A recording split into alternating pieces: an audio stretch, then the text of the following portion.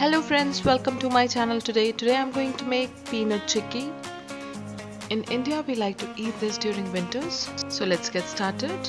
Peanut 100 grams we have taken. Roast the peanut for 5 to 7 minutes in low flame.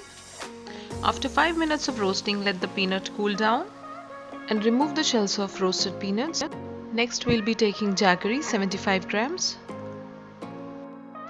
Let the jaggery melt in medium flame.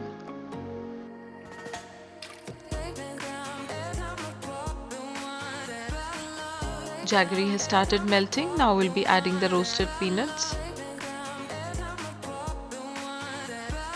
Mix it well and switch off the flame now. Let's grease the plate with oil.